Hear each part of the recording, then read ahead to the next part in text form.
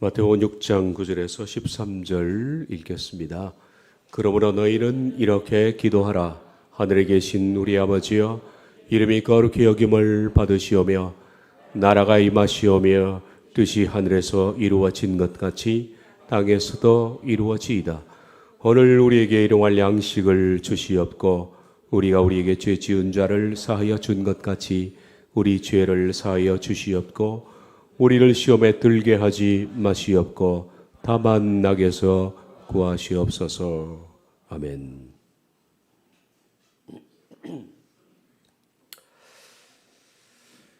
하나님의 뜻을 분별하는 6가지 방편들에 대해서 지난 시간에 말씀에 대해서 드렸고 오늘 기도를 볼 겁니다. 강조하지만은 6가지 방편들보다 더 우선되어야 할 원론이 있다라고 했습니다. 그것은 로마서 12장 1절 2절의 말씀처럼 그러므로 형제들아 내가 하나님의 모든 자비하심으로 너희를 권하노니 너희 몸을 하나님이 기뻐하시는 거룩한 산제물로 드리라. 이는 너희가 드릴 영적 예배니라. 너희는 이 세대를 본받지 말고 오직 마음을 새롭게 함으로 변화를 받아 하나님의 선하시고 기뻐하시고 온전하신 뜻이 무엇인지 분별하도록 하라. 전제 조건 둘을 말씀을 드렸습니다. 너희 몸을 하나님이 기뻐하시는 거룩한 선제물로 드리라. 자아의 죽음입니다. 그리고 두 번째, 세대를 본받지 말고 마음을 새롭게 함으로 변화를 받아라. 거룩함입니다. 이 두 가지가 전제 조건이 될 때 그는 바른 하나님의 뜻을 알 수가 있습니다. 자아가 죽지 않는 사람은 하나님의 뜻을 알고 싶어 하는 것은 자기 욕심에 불과합니다. 하나님의 뜻이 뭘까? 내가 죽지 않은 사람은 자기 욕심 때문에 그것을 알고 싶어 합니다. 그런데 변화되지 않는 사람의 눈에는 바른 것이 보이지 않습니다. 이상한 일이죠. 변화되어야 보이는 것이 있습니다. 변화되지 않으면 보이지 않습니다. 자아가 죽지 않으면 좁은 길이 뭔지가 모릅니다. 좁은 길은 자아가 죽은 사람이 보이는 겁니다. 자아가 죽어야 옳고 그름이 분별이 됩니다. 오늘은 두 번째를 말씀드립니다. 하나님의 뜻을 아는 두 번째 방편은 기도입니다. 그런데 한국교회는 이 기도에 대해서 그동안에 많은 오해를 해왔고 지금도 역시 기도를 오해하고 있는 것 같습니다. 내가 기도해서 응답받지 못하거나 심지어 복을 받지 못하는 것은 기도가 부족해서 그렇다 라고 말합니다. 그래서 말합니다. 세게 기도해야 된다. 간절히 기도해야 된다. 기도가 부족해서 그렇다. 더 열심히 기도해야 된다. 이것이야말로 무속과 똑같습니다. 무당은 늘 그렇게 말합니다. 정성이 부족하다 그럽니다. 정성이 부족해서 안 된다. 그래서 돈을 내든지 치성을 드리든지 뭔가 정성을 보여야 한다라고 말합니다. 오늘 기독교 무당도 똑같이 말합니다. 세게 기도하지 않아서 그렇다. 열심히 기도하지 않아서 그렇다. 기도가 부족해서 그렇다. 우리는 세게 기도하지 않거나 열심히 기도하지 않거나 기도가 부족해서 응답을 못 받는 것일까요? 물론 성경에도 보면 간절히 기도하라라고 했습니다. 그런데 간절히 기도하는 것보다 더 우선적인 것이 있는데 이것이 무시된 상태에서 간절히 기도하는 것은 위험한 것입니다. 간절히 기도하는 것보다 더 우선되어야 할 게 뭐냐면 바르게 기도하는 겁니다. 바르지 않는 간절함은 위험합니다. 오히려 그것은 더 위험할 수가 있습니다. 방향을 잃은 것은 달려갈수록 돌아오기가 힘이 든 겁니다. 올바른 방향이지 않은 것은 속도가 더 높을수록 더 멀리 가버리는 겁니다. 발음을 상실한 간절함은 위험한 것이라고 생각합니다. 그런데 기도에 있어서 발음을 가르친 적이 별로 없다는 겁니다. 여러분, 바른 기도는 어떤 것일까요? 바른 기도는 누가 하는 것이냐 하면 바른 사람이 바른 기도를 합니다. 바른 사람이 바른 기도를 하지 그런 사람은 절대로 바른 기도를 하지 못합니다. 제가 말하는 바른 기도라는 것은 깨어진 사람을 말합니다. 회개를 통해서 철저히 내 자아가 깨지고 내가 부인된 사람, 그래서 내 속에 탐욕과 정욕과 욕심이 죽어나간 사람, 죽음의 깊이만큼, 탐욕이 절제된 깊이만큼 사람은 뭐가 회복되느냐 하면 이성과 판단이 바로 회복됩니다. 이 이성과 판단은 하나님에 대한 바른 판단이요, 그리고 사람에 대한 바른 판단이며 우리가 사는 삶에 대한 판단입니다. 전후좌우 모든 것들을 하나님 앞에서 올바로 판단하는 것이 바른 이성과 판단의 회복입니다. 이성과 판단은 어떻게 회복되느냐? 그것은 회개입니다. 회개를 통해서 그가 깨어진 깊이만큼 그런 이성이 판단이 회복됩니다. 그러므로 자아가 깨어진 사람은 바른 사람이 되고 바른 사람은 바른 기도를 할 수가 있는 겁니다. 바른 사람은 왜 바른 기도를 하느냐 하면 이성과 판단이 회복되면 하나님이 뭘 원하시는 줄 압니다. 무엇을 기뻐하시고 무엇을 요구하시는지 알기 때문에 바르게 기도할 수가 있다는 겁니다. 만약에 어떤 사람이 깨어지지 못하고 그래서 이성과 판단이 회복되지 못한 상태에서 열심히만 기도한다면 대부분 그 사람의 열심은 어디서부터 나오느냐 하면 자신의 정욕과 탐심으로부터 나옵니다. 무엇을 구할 줄도 모르는 거죠. 뭐가 그르고 뭐가 옳은지조차 판단이 안 되는 사람들입니다. 그러므로 바르지 않는 간절한 기도는 위험하다 제가 그랬습니다. 어쩌면 바르지 않게 기도했는데 어쩌다 그것이 우연인지 아니면 저절로 그래 됐든지 응답을 받았다면 그건 참 곤란한 지경에 들어갑니다. 사탄은 종종 그런 사람에게 응답이라는 맥기를 던져서 그 사람이 바른 사람이 되도록 뭐 하지 못하도록 만드는 경우도 많다라는 겁니다. 세게 기도하는 것은 중요한 것이 아닙니다. 무작정 강하게 세게 열심히 기도하라. 그렇게 우리가 배워왔어요. 지금까지. 이런 기도의 가르침이 한국 교회에 만연히 되어 있는 것 같습니다. 그래서 사람들은 복을 받기 위해서 자기의 정욕과 탐심을 기도를 통해서 응답받기 위해서 기도실로 들어가고 금식도 하고 기도원으로 쫓아가기도 한 겁니다. 그런데 우리가 회개를 통해서 깨어지게 되고 그리고 그 사람이 바른 사람이 되면 뭐가 보이느냐면 바른 것들이 보입니다.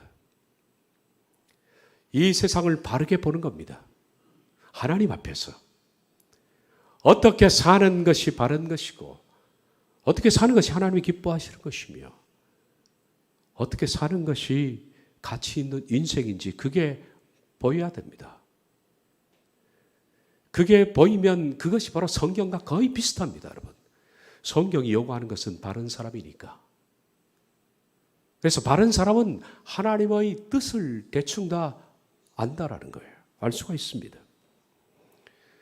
그런데 우리가 바른 사람이 돼서 기도하게 되면 예전에 기도했던 것들을 별로 기도할 필요가 없다는 사실을 발견합니다. 왜냐하면 우린 너무나 욕심과 탐심에 찬 기도를 해왔기 때문입니다.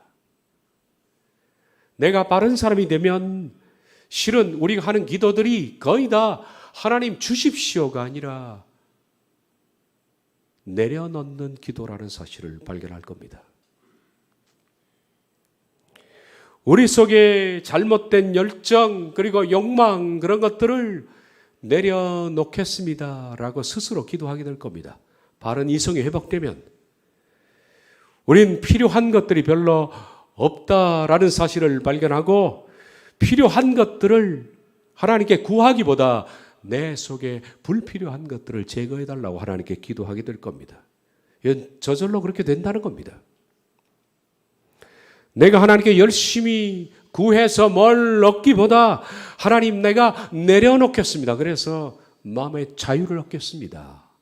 라는 기도로 바뀌어 나간다는 것을 여러분이 스스로 알게 될 겁니다. 바른 사람은 바른 기도를 합니다. 그 바른 기도는 대충 이런 겁니다. 하나님, 이 말하면 족합니다. 저는 이 말하면 족합니다. 바른 사람은 바른 기도를 합니다. 그는 이렇게 기도합니다. 하나님, 더 이상 필요한 것이 없습니다. 그렇게 하라고 가르쳐서가 아니라 저절로 바른 사람이 되면 그렇게 기도할 겁니다. 근데 바른 사람이 되지 못했으니까 오늘 교인들은 무작정 달라고만 기도합니다. 자기의 정욕과 탐심을 그 속에서 나오는 욕망들인 줄도 모르고 그냥 무작정 세게만 기도하면 된다라고 생각합니다. 왜 이렇게 잘못된 기도를 하느냐?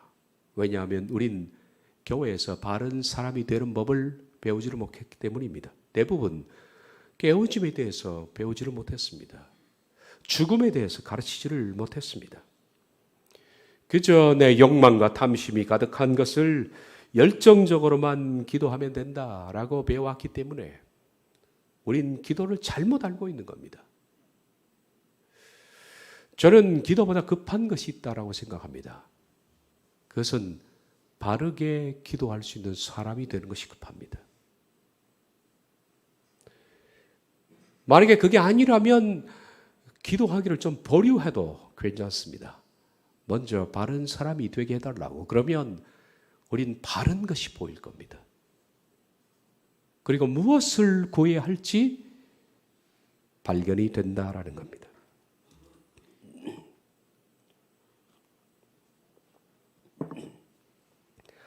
한국 교회에 만연히 되어 있는 기도의 매뉴얼이 강청 기도입니다. 거의 모든 기도가 이런 식으로 매뉴얼을 가르칩니다. 강청 기도, 그냥 강청하면 된다. 세게 그리고 열정적으로 예수님의 팔을 비틀면 그분은 너무 세게 비틀수록 항복하신다. 강청 기도입니다. 세게 기도하면 하나님이 들으신다는 겁니다. 그래도 안 되면 금식해라. 그래도 안 되면 목숨 걸고 기도해라. 그러면 들으신다. 이런 강청 기도에 대한 주장의 근거가 성경에 있다 그럽니다. 그들은 성경에서 누가복음에 나오는 과부의 탄원 비유, 누가복음 19장, 그리고 버섯떡 강청 비유 제목을 붙인 겁니다. 성경에 정말 강청이라는 단어는 없고요. 과부 탄원의 비유 그리고 버섯떡 강청 비유, 거기가 바로 강청 기도에 대한 근거다 그렇게 말합니다. 성경을 아주 잘못 해석해서 그렇습니다. 누가복음 19장에 나오는 과부처럼 자신은 억울한 일을 당했지만 아무 빽도 없는 과부가 재판관을 찾아가서 못살게 굴면 그 재판관이 마침내 그 과부의 탄원을 들어준다. 귀찮아서. 그게 바로 강청기도다. 내 속에 어떤 것이 잘못됐든지 뭘 잘못 구하는지, 욕망에 찾는지 개의치 않습니다. 그냥 과부처럼 못 살게만 하나님을 굴면 하나님은 들어주신다. 무속이죠. 한밤중에 친구가 왔는데 친구에게 먹일 떡이 없습니다. 친구는 기진해서 죽을 판인데, 그래서 그는 떡 한 덩이를 빌리기 위해서 옆집에 가서 문을 두드립니다. 떡 빌려달라고. 자고 있다가 깨서 너무 귀찮아서 계속 두드리니까 잠자기 위해서 억지로 떡을 줬다. 벌써 이 떡 비유, 이게 바로 강청기도의 신뢰다. 우리가 구하고 또 두드리면 하나님은 귀찮아서 들어주신다.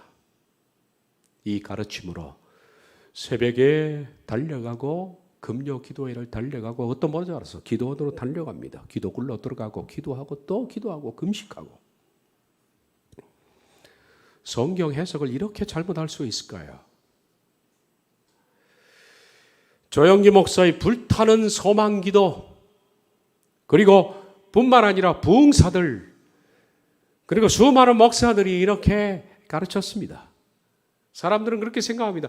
아니, 세계에서 제일 큰 교회를 목회하는 분이니 하나님께서 그분을 사랑하셔서 저렇게 큰 교회를 이루게 하셨으니, 또 유명한 부흥 강사가 저러시니 다 옳다는 얘기입니다.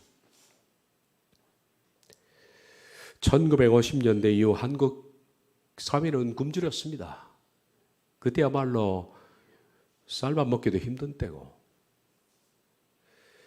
그런 굶주린 시대에 한국교회도 굶주리고 비참하고 병들고 외롭고 힘든 수많은 사람들이 이런 가르침대로 강청해서 내가 가지고 있는 이 기도가 잘못된 것인지 잘못되지 않은 것인지 전혀 개의치 않고 그냥 내 소원을 불타는 소망을 가지고 하나님께 하려면 귀찮아서 하나님은 들어주신다 라는 이 교훈을 받고서 수많은 교인들이 산으로 들러 기도원으로 갔습니다. 기도원은 인산인해가 됐고, 그때 기도원에 가신 분들은 소위 기도하는 바위들, 바위마다 자리가 없어서 앉을 곳이 없었습니다. 밤기도도 그냥 서슴지 않고 다녔는데, 그 밤기도를 가더라도 그 바위를 찾기가 힘들 정도로 수많은 사람들이 바위에 빼곡히 앉아서 기도하고 울부짖고 소원을 들어달라고 기도했습니다. 그런데 이제는 이 시대가 지나서 우린 잘 살게 되었습니다. 배고픈 시기도 지나고 이제는 별로 굶주리지 않고 돈도 있어서 내가 몸이 아프면 병원도 갈 수 있는 그런 시기가 됐습니다. 그랬더니 강청기도라는 것의 실체가 그 바닥이 드러났습니다. 정말 하나님을 향해서 그렇게 열정적으로 부르짖다면 지금의 기도원에 이르지 않을 겁니다. 그런데 더 이상 기도원은 모일 것이 없습니다. 운영이 힘들어 이제는 문을 닫는 교회가, 기도원이 지천입니다. 한국 교회는 새벽 기도가 텅 비었고, 그리고 심야 기도도 텅 비어 있습니다. 저는 이렇게 말합니다. 강청 기도는 결국 새마을 운동과 똑같은 겁니다. 잘 살아보세요 운동입니다. 한국 교회에 그렇게 교인들이 기도원에 올라가서 간절히 부르짖었던 것은 일종의 새마을 운동과 똑같은 것이지 다른 것이 하나도 없다. 강청기도가 지나간 자리에는 모두가 폐허만 남았습니다. 그들이 올바로 하나님을 구했더라면 한국교회가 이렇게 대외적인 욕을 먹지 않을 텐데, 기독교 역사가 지금 120년, 130년이 지났지만은 예수님을 닮은 성품을 가진 사람들, 내면이 변화한 교우들을 찾기가 힘들다는 것은 그들이 바른 신앙을 해오지 않았다는 증거입니다. 그렇게 기도하고 부르짖었는데 한국의 교인들은 세상 사람들과 별로 경계선이 없습니다. 하는 거 똑같이 다 한다는 겁니다. 다름이 없습니다. 그리고 그렇게 강청기도해서 부르짖고 부르짖으면 하나님이 들어주신다고 역설을 했던 대형교회 목사들과 수많은 무흥사들, 그리고 그들의 교회는 그렇게 해서 오늘날 그들은 스타덤에 올랐지만은 그들은 심한 열병을 앓고 있습니다. 목회직을 세습을 하고, 그리고 교회가 다투고, 권위 문제로, 돈 문제로, 논문 표절과 성 문제와 거짓 박사, 한국교회 목사들의 박사는 여러분 아십시오. 90% 이상이 가짜입니다. 500만 원만 주면 사옵니다. 그렇게 간절히 기도했는데 변화의 흔적이 없는 거예요. 결과는 잘못했다는 겁니다. 그래서 강청 기도는 허상입니다, 여러분. 허상이에요. 그럼에도 불구하고 아직도 한국 교회는 아직도 지천에 널린 것이 강청 기도라는 난파선을 아직도 붙들고 있습니다.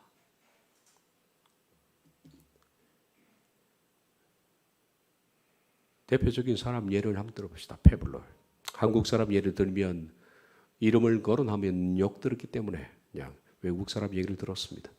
포기하지 않고 낙심하지 말며 의심하지 말고 물러서지 마라. 소리내어 부르짖으며 사람들을 의식하지 말고 기도하라. 집중하여 반복하여 몇 가지로 초점을 맞추어 힘을 다해 기도하라.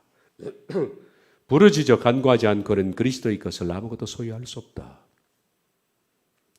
강청 기도입니다.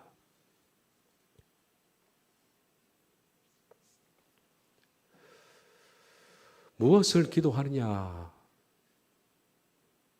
전혀 관심이 없습니다. 내가 어떤 사람이 되느냐는 관심 맡깁니다. 강청 기도라는 그것은 욕망이라는 이름의 그냥 가속도가 붙은 전차라고 생각합니다. 강청 기도는 인간의 탐욕과 이기심으로 포장된 영적 파멸로 이끄는 욕망이라는 이름의 전차입니다. 기도란 하나님께 합당한 영광을 돌리는 동시에 하나님의 말씀에 자신을 비추어 굴곡되고 죄로 물든 자를 발견하여 말씀에 기준하여 개혁하고 변화시키며 새로워지기 위한 울부짖음입니다. 기도란 항상 진리에 그 초점이 맞춰져 있어야 합니다. 그런데 한국교회는 기도는 무석이고 진리와 관련이 없다라는 겁니다.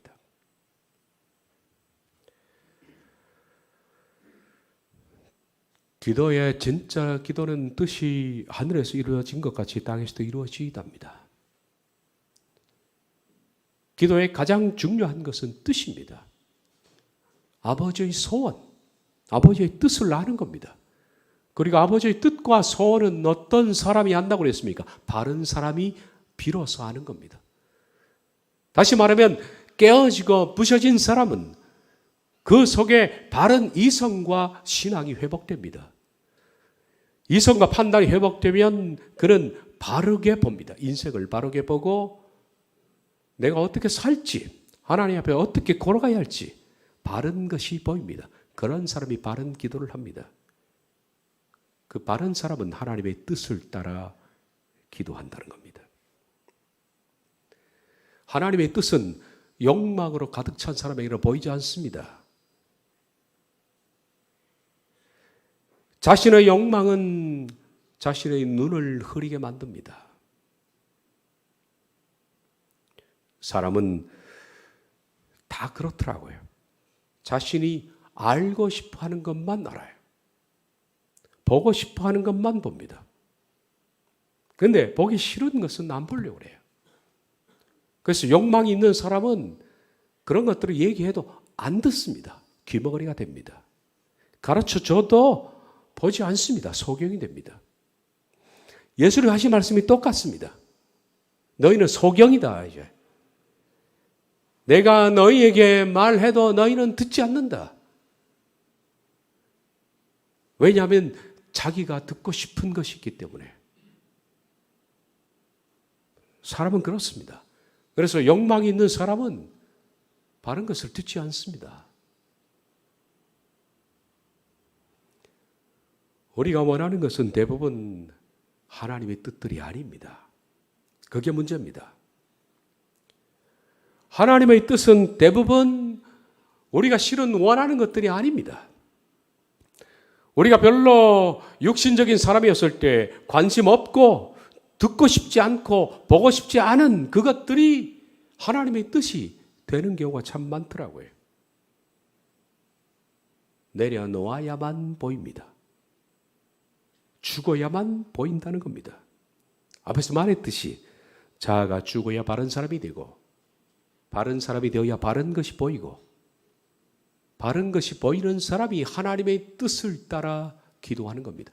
저절로 제가 전 시간에도 말씀드린 것 저절로 하나님의 뜻을 분별할 수가 있게 되는 겁니다. 왜? 바른 사람은 독립운동가가 총질 몇 번 했다고 독립운동가가 됩니까? 그렇지 않습니다.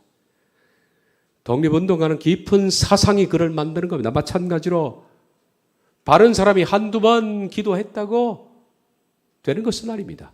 바른 사람이 되어야만 바른 기도를 할 수가 있는 겁니다. 예수님은 겟세마네 동산에서 어떻게 기도하셨을까요? 누가복음 22장 42절 아버지여 만일 아버지의 뜻이거든 이 잔을 내게서 옮기시옵소서. 그러나 내 원대로 마시옵고 아버지의 원대로 되기를 원하나이다. 이게 뜻을 구하는 기도입니다. 예수님의 누가복음 22장 42절의 기도를 좀 전에 제가 읽어드렸던 주기도문의 뜻이 하늘에서 이룬 것 같이 땅에서 이루어지이다라는 대표적인 기도의 신뢰입니다. 그분은 겟세마네에 엎드리셨습니다. 그리고 아버지의 뜻을 묻습니다.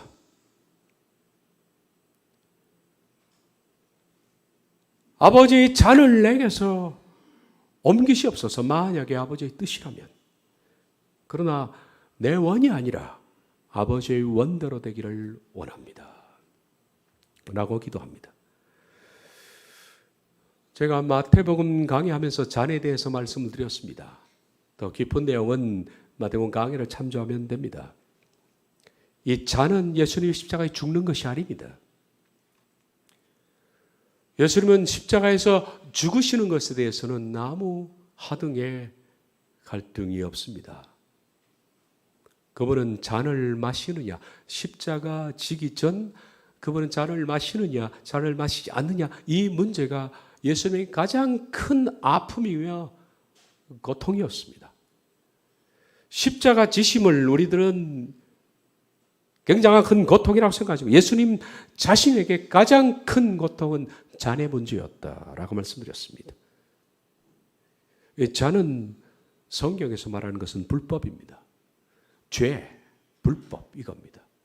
잔을 마신다는 것은 예수님께서 인간의 모든 불법과 죄를 그분이 전가되신다는 겁니다. 세상의 모든 죄, 요한이 말했듯이 세상 죄를 지고 가는 하나님의 어린 양이로다 한 것처럼 세상의 모든 죄를, 인류의 모든 죄를 몽땅 예수님에게 전가하는 것이 잔을 마신다는 의미입니다. 잔을 마시게 되면 예수가 어떻게 될까요? 그분은 거룩하신 분입니다. 죄가 없는 분입니다. 잔을 마시는 동시에 인간의 모든 불법과 죄악들이 그분 속으로 들어오게 됩니다. 살인, 간음, 사기, 악독, 추악, 탐욕, 불의, 시기, 그리고 하나님을 배반하는 모든 죄들이 그 속에 들어오는 것을 거룩하신 분은 견딜 수가 없는 거예요. 여러분, 거룩하게 살려고 하는 사람들이 더러운 것을 견딜 수 있을까요? 내가 거룩하게 살려고 하는데 거룩한 사람이 되었는데 만약에 여러분이 이 한 번 남을 사기를 치면 여러분 목숨을 구걸할 수 있다고 생각한다면 사기치는 게 어렵습니까? 쉽습니까? 그건 죽기보다 힘든 겁니다. 남을 속인다는 것은 거룩한 사람에게는 견디기 힘든 고통이죠. 거룩한 예수님이 살인자가 되는 것은 견디기 힘든 겁니다. 그분이 간음자가 되고 악독과 추악과 탐욕과 불의와 하나님을 배신하는 사람이 된다는 것은 견딜 수 없는 겁니다. 이 잔을 하나님은 마시기를 원합니다. 왜냐하면 그래야만 그분이 죄가 전가되어서 하나님이 그를 죽이신 거예요. 대신 이거 대속이라 그렇게 부르는 거죠. 예수님은 잔을 마시지 않고 죽기를 원하셨습니다. 그냥 죽을 수 없는지. 그래서 묻는 겁니다. 아버지, 아버지의 뜻이거든 이 잔을 내게서 지나가게 하십시오. 그러나 이건 내 원이 아니라 아버지의 뜻대로 하옵소서. 아버지는 잔을 마시기를 원하셨습니다. 예수님은 항상 내 원보다 아버지의 뜻을 아셨습니다. 바른 사람은 예수님처럼 그럽니다. 바른 사람은 어떻게 사는 것이 아버지의 뜻에 합당한지 압니다. 그래서 아버지의 뜻을 따르겠다 그렇게 합니다. 뜻을 알기 때문에 뜻을 따르는 겁니다. 어떤 선택의 순간에 바른 사람들은 굳이 하나님께 물어보지 않더라도 거의 대부분 경우에 하나님이 뭘 원하시는지 분별이 되는 사람들입니다. 판단이 되는 사람입니다. 왜? 이성과 판단이 수술받은 사람이기 때문에.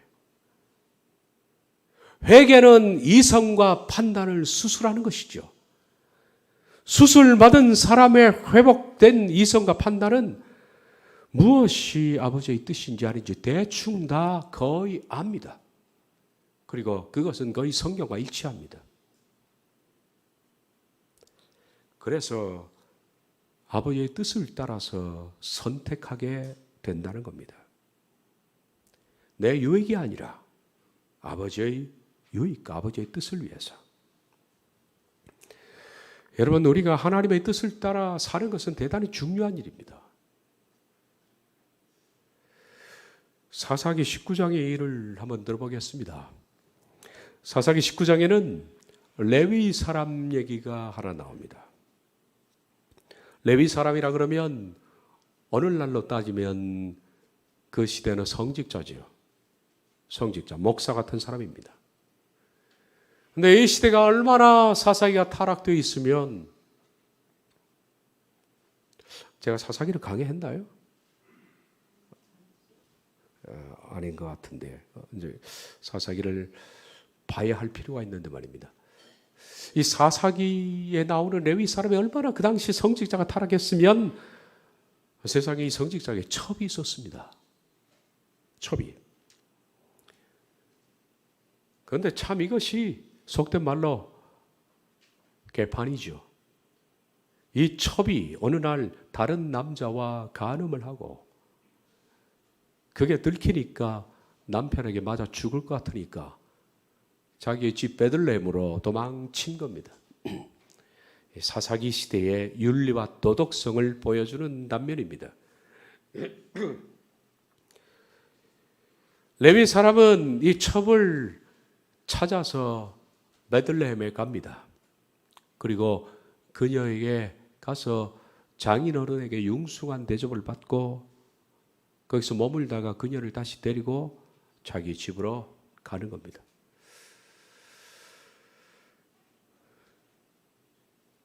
가다가 해가 져서 이제는 하룻밤을 유숙해야 되는데 그 땅이 어디냐면 베냐민 지파의 땅 기브아라는 동네였습니다. 거기 들어가서 여관 같은 곳에 들어갔죠. 어떤 사람의 집에 들어갔습니다. 하루를 숙박하게 됩니다. 그런데 이것이 얼마나 참 그 시대가 비참할 정도로 윤리와 도덕이 타락되어 있느냐면 한밤중에 불량배들 이 남자들이 수십 명이 몰려온 겁니다. 몰려와서 문을 두드리면서 방금 타지에서 온 레위 남자 그 내놓으라는 겁니다. 동성연애 하겠다는 거죠. 이게 그 시대의 윤리였습니다. 이게 베냐민 지파입니다, 여러분, 이스라엘. 그러니까 가까스로 어떻게 타협을 했느냐 하면 타협하기를 이 사람은 내놓을 수 없고 이 사람의 여자가 있으니까 이 사람 여자를 줄 테니까 그걸로 만족해라. 그리고 첩을 대신 내줍니다. 그랬더니 수십 명의 남자가 첩을 집단 성폭행을 하게 되고 아침에 보니까 이 여자가 죽었어요. 그자 레위 사람은 자기의 첩을 12토막을 냅니다. 그리고 한 덩이 실을 전부 이스라엘의 12지파에 보냅니다. 이런 식으로 베냐민 지파에게 내 첩이 죽었다는 얘기죠. 그러자 이스라엘 12지파가 모여서 이 베냐민 지파를 전쟁을 쳐서 쓸어버리겠다 그렇게 다짐했습니다. 그래서 그들이 전쟁에 모였습니다. 모여서 그들은 기도하면서 베냐민 지파와 전쟁을 하려고 하는 겁니다. 그 얘기가 사사기 20장에 나옵니다. 이스라엘 자손이 일어나 베델에 올라가서 하나님께 여쭈어 이르되 우리 중에 누가 먼저 올라가서 베냐민 자손과 싸우리이까 하니 여호와께서 말씀하시되 유다가 먼저 갈지어다 하시니라. 이스라엘 자손이 아침에 일어나 기브아를 대하여 진을 치니라. 이스라엘 사람이 나가 베냐민과 싸우려고 전열을 갖추고 기브아에서 그들과 싸우고자 하며 자, 그들은 물었습니다. 우리 중 어떤 지파가 먼저 나가서 싸우겠습니까? 그러니까 11지파가 베냐민 지파와 다 싸우게 된다면 너무 다수와 소수입니다. 그러니까 그럴 필요 없고 한 지파만 나가서 싸우자 그렇게 된 겁니다.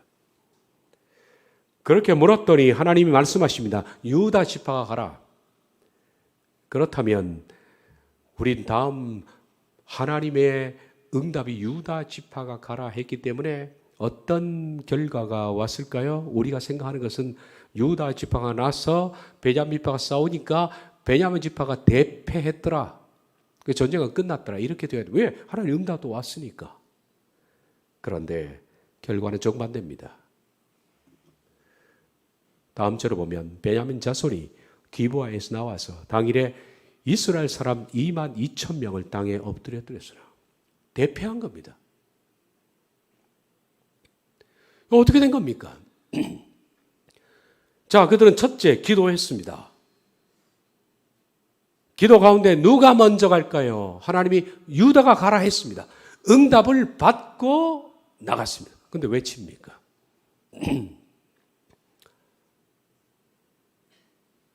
이들은 대패한 뒤에 뭐가 문제일까? 뭐가 문제일까? 그들은 고민했습니다. 다시 기도하죠. 이스라엘 자손이 올라가 여호와 앞에서 저물도록 울며 여호와께 여쭈어 이르되 내가 다시 나가서 내 형제 베냐민 자손과 싸우리이까? 그렇게 물었습니다. 자, 기도를 조금 바꿨습니다. 어느 지파가 먼저 올라갈까요?가 아니라 갈까요? 라고 물었습니다. 내가 베냐민 자손과 싸우리이까? 그랬더니 여호와께서 올라가라 그리고 치라 그랬습니다. 자, 그러면 이겼을까요? 이제는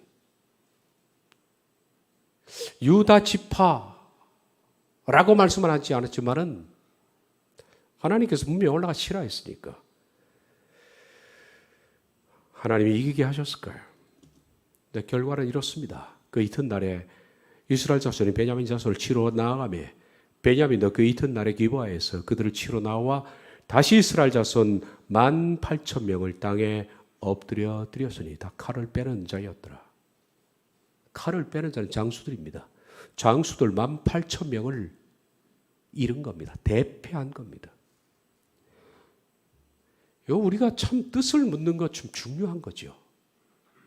자, 그들도 물었습니다. 그런데 왜 이렇게 됐을까요? 그들은 비로소 이 두 번의 대패를 통해서 문제점을 찾아냈습니다. 아, 우리의 기도가 잘못됐구나. 문제점을 찾아냈습니다.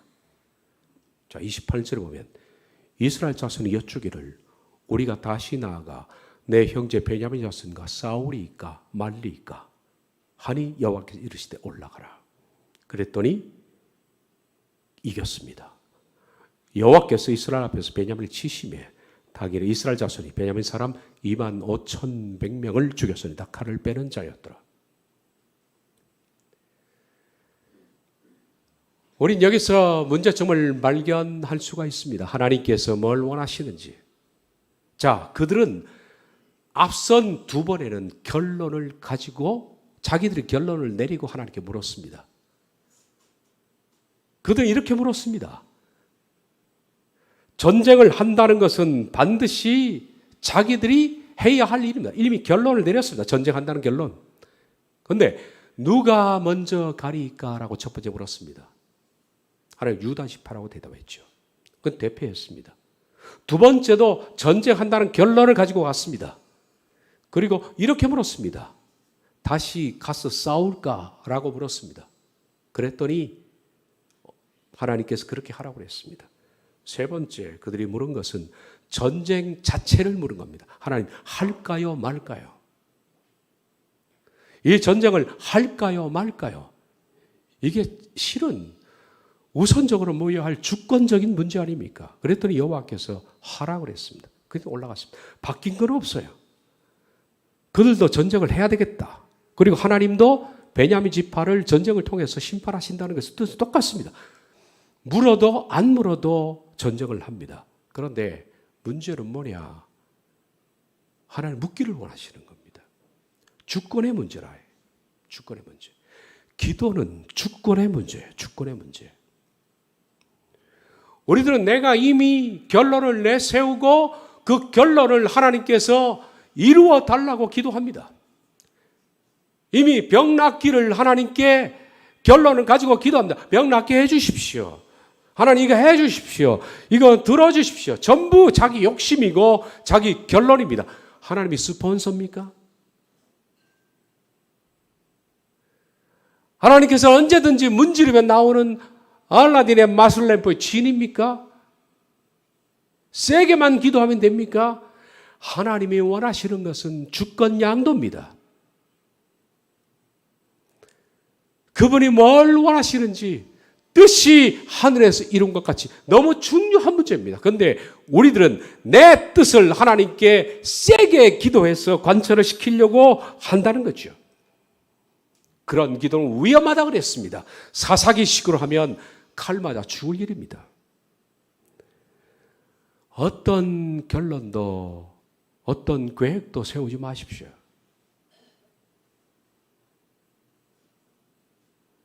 제게 간혹 묻는 사람이 있습니다. 목사님의 목회 계획은 뭡니까? 저는 계획이 없습니다. 제가 무슨 건방지게 하나님께 계획을 세웁니까? 목회 비전이 뭡니까? 저는 비전 없습니다.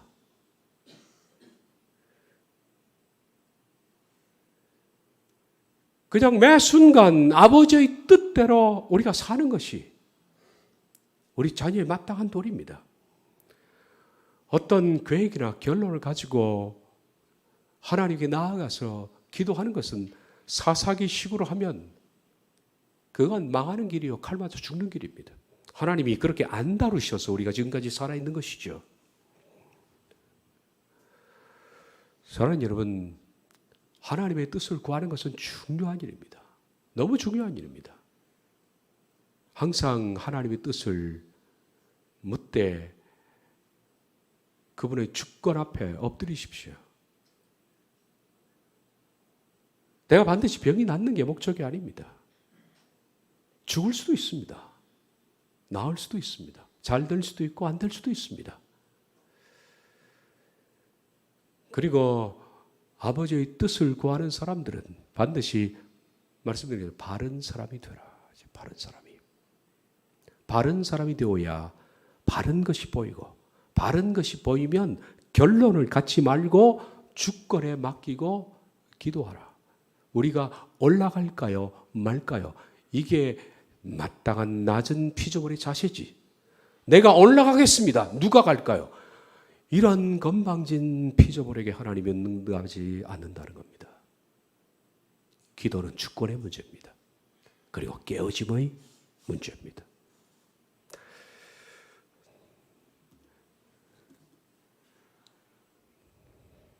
이 부분은 제가 다음 시간에 말씀을 드리도록 하겠습니다. 시간이 좀 지나서요. 기도하겠습니다.